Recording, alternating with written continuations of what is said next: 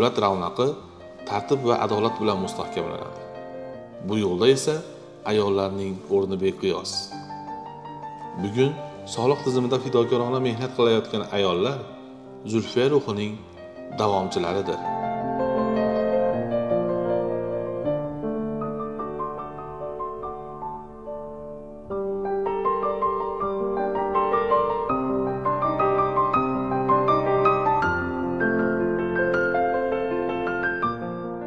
Siz uchun soliq tizimida ayol xodim bo'lish nimani anglatadi?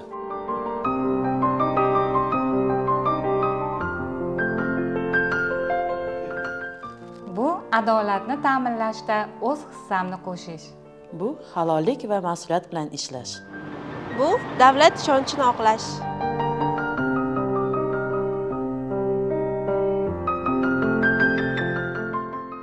Zulfiya siymosi sizga qanday kuch beradi? Matonat, Ayollik sha'nini baland tutish. Sadoqat.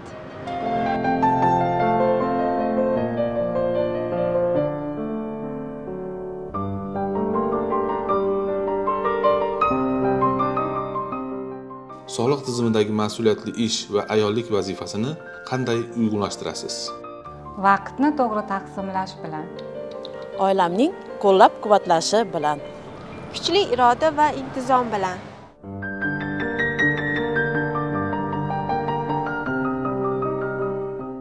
Salqin saharlarda bodom gulida, binafsha labida yerlarda bahor, qushlarning parvozi, yellarning nozi, baxmal vodiylarda, qirlarda bahor.